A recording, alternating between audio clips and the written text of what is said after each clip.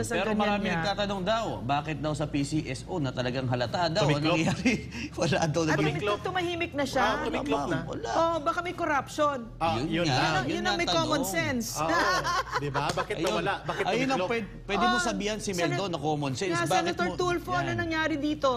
What happened to that investigation? Sana yung investigators mo. If you're quiet now, that common sense tells me there's corruption. At sabi ha? niya, sa kanyang sariling Loko ka, ha? pera, mag-hire daw siya ng mga investigator. Sana. Pero Sana wala na. tumiklop na. Wala na, tumahimik sila. What, Are you tumiklop? sure? Really? Kaya He was pala, so bombastic that time, Bidang-bida, kaya nga hindi sana for the show lang ang nangyaring hearing na iyon. No. Diyan ka, Eric, at meron pa tayong iilang may init na issue na ating tatalakayin.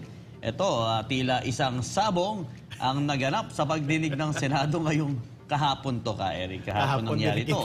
Ito ay matapos mag-akusa ang isang senador na may nangyayaring korupsyon sa programa ng gobyerno para sa mga nagbabalik loob na rebelde. Narito ang balita ni Troy Gomez. Ayun.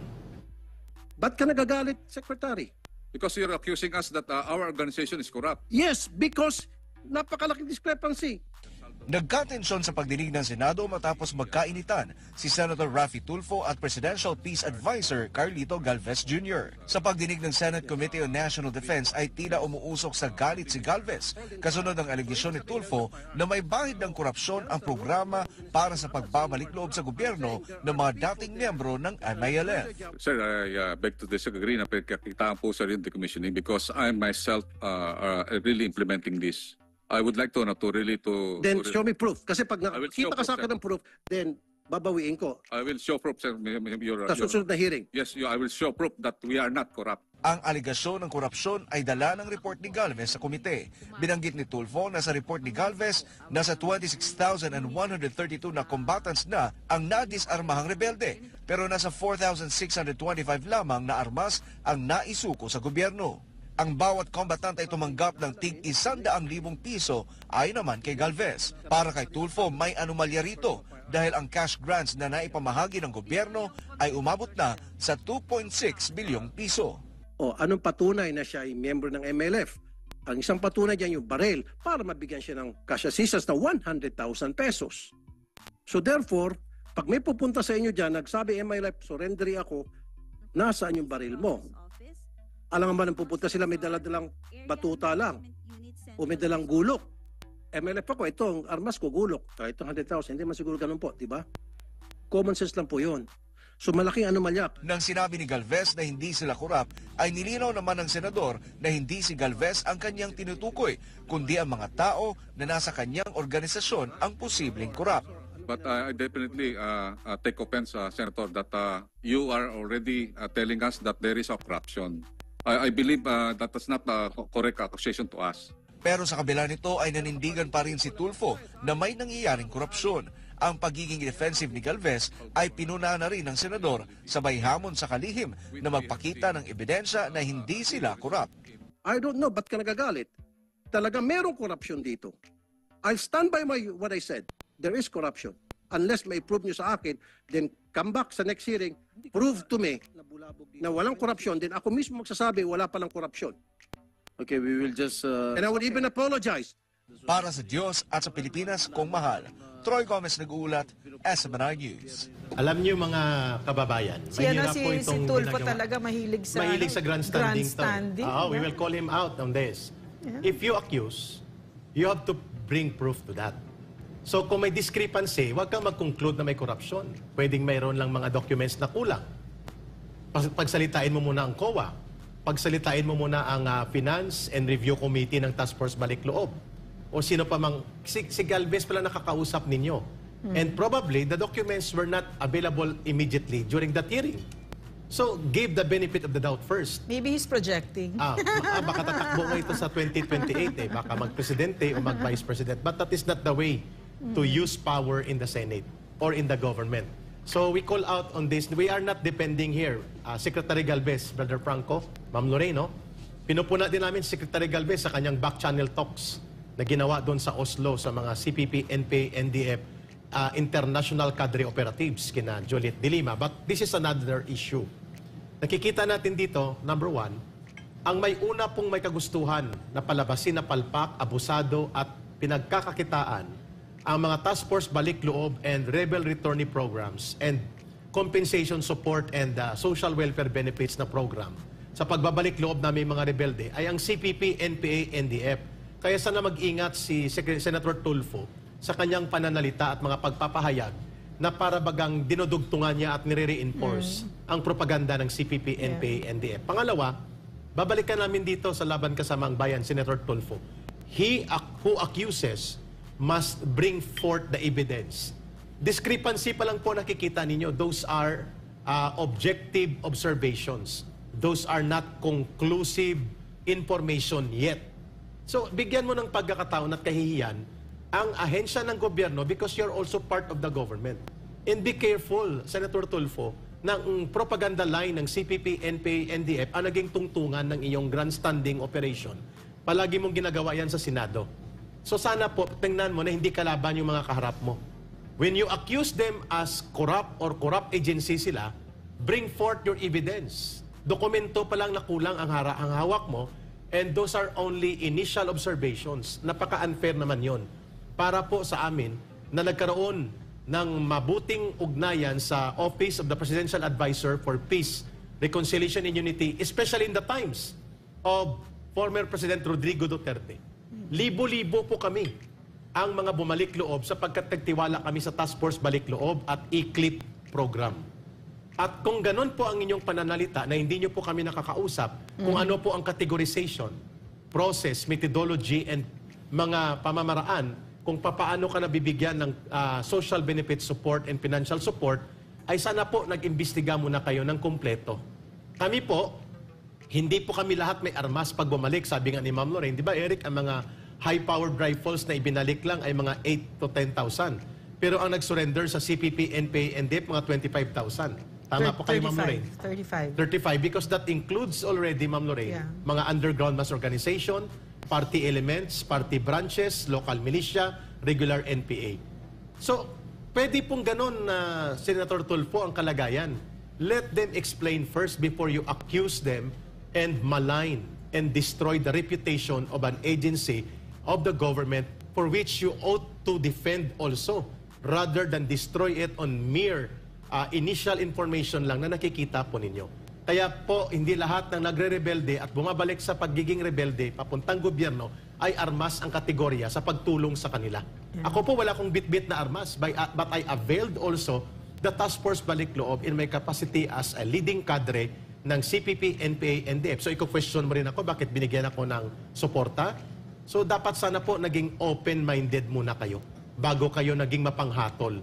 At yan po ang naging pattern mo at patent ng iyong pagtatanong dyan sa Senado.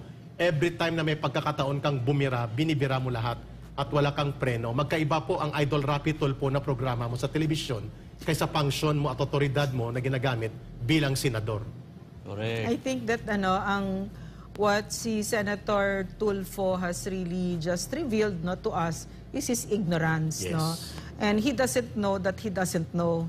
And he's very, very arrogant Grabe about ka, it. Na he said, it's just common sense. No, it's not. It's not common sense kasi nga, let's use 35,000 na surrenders, pero yung barel sa CPP ay mga 10,000 lang, 8 to 10,000 lang. So, is that common sense? That it only shows that you don't know the whole story. There's so much that you don't know. Correct.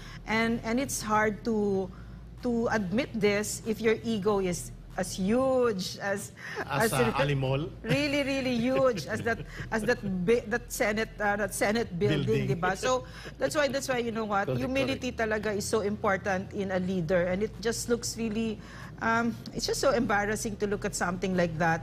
And of course, I know the people there, a lot of them personally, and I respect them, despite our differences. They've paid their dues to our country. Nagsilbi ang mga yan. They don't deserve that kind of treatment. Or anybody naman that sits there when you're invited in Congress deserves statesman-like behavior from our senators, At pero nga, kasi nga, itong si Senator Tulfo, I think he's still caught in that persona of being the messiah and that sort of thing. Diba that's his, I don't know him not too well, but the TV personality yeah, that he TV is. personality and the shortcuts, diba, that in my opinion is very dangerous because it dumbs down an entire country, no, that branding of Erwin Tulfo, no. So konting respeto and siguro as a senator, what we would expect from a senator is to have a deeper understanding of a problem if he is sincere, Yeah. no, in moving our country forward and making it what we've always wanted it to be, peaceful, where there's progress, diba? So wag agad-agad, but we're not saying naman na kung walang corruption wag i-ano, hindi, observe it, but don't jump to conclusions. Agree. And don't be disrespectful there, no, na tumatalon ka dyan and you pretend like you know, but really it's really awful, it's cringeworthy to see you say something like that and to pretend like you know when you don't know. And what's even worse nga, like I said, is you don't know that you don't know. Yeah, no? So, Correct, ma'am. Kaya importante talaga yung tamang pag-analyze mo sa mga bagay na iyong inaalam. mahirap mag-analyze kung hindi mo Kasi- alam, kung marami exactly, kang ma'am. hindi alam, Oh, di yun, ba? nag-pretend ka lang. Haka-haka Like, for mo lang. example, yun nga, yung Common bagay- sense pa sabi niya. Yan, for Ano example. common sense, di ba? Pinagsasabi niya. Isipin mo, yung kausap mo na sinabihan mo ng common sense, hindi ko naman pinagtatanggol si Secretary Charlie Galvez, pero yan, PMA yan, matagal na yan sa laban against CPP and PNP. At saka sa mga rebelde. Yes, pati sa MILF. Iba ang yung hanay sa kanyang hanay. Ikaw nasanay ka sa iyong programa, yan. Noontime show ba siya? Noontime show. Hindi naman. Afternoon show Yan, siya yata. sumbungan, yan. May konting respeto. Di ba? Konting respeto sa mga bayani natin. Yeah. No? Kaya yung- Kasi tayo dito, Correct. ganun yung gusto natin i-foster na mindset.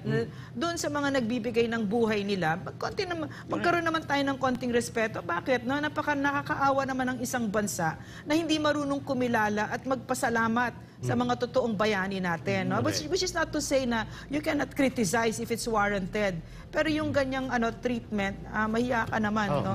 talagang pinahiya niya doon sa Senado. Yeah. At palagi niyang ginagawa yan eh. Yeah, tuwan-tuwa siya pag tuwang-tuwa ginagawa siya pag niya pinapahiya ka High niya. na high siya sa Pero ganyan marami niya. nagtatanong daw, bakit daw sa PCSO na talagang halata daw ang Tumiklop? nangyayari? Wala daw na At Tumiklop. tumahimik na siya. Tumiklop na. Wala. Oh, baka may corruption. Yun nga. na. Yun ang may tanong. common sense. Oo. Di ba? Bakit nawala? Bakit Ayun ang tumiklop? pwede mo sabihan si Meldo na common sense. Yeah, Bakit Senator mo- Tulfo, ano Yan. nangyari dito? What happened to that investigation? Sana yung investigators mo. If you're quiet now, that common sense tells me there's corruption. At sabi ha? niya, sa kanyang sariling Loko ka, pera, ha? mag-hire daw siya ng mga investigator. Sana. Pero Sana wala na. tumiklop na. Wala na, tumahimik sila. Oh, Are you tumiklop. sure? Really? Kaya He was pala- so bombastic that time, Bidang-bida, Oo. Kaya nga hindi sana for the show lang ang nangyaring hearing na iyon. No. Eh alam naman natin, lagi nilang show but ang wait a Pero minute. nakakalungkot yung mama, yung attitude ng dalawang senador, nakita natin doon we would like also to call out Senator Amy Marcos and Senator Jingo Estrada, nandun sila. Sana man lang sinabihan si Senator Raffy Tulfo, Senator, can we give a time for these gentlemen to bring their other records and documents and to explain properly before we conclude?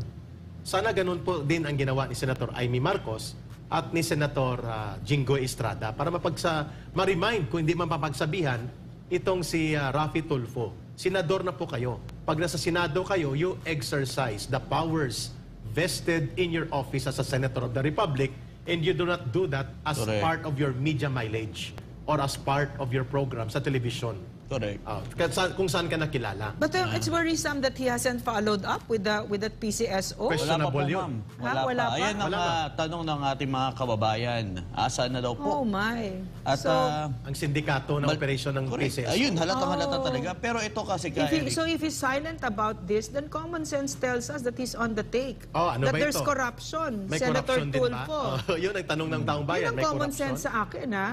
Ewan ko sa inyo, yan ang opinion ko. Opo. yan. Kaya yan, ang importante po ay pahalagahan po natin ang mga programa na napaka-importante So sad. sa ating bayan. Especially itong mga nagbabalik loob na malapit sa ating puso. Pero bago natin pagpatuloy, para mas lumalim pa ang ating talakayan, ay meron po tayong mga kasama maya-maya po sa pagbabalik ng Ng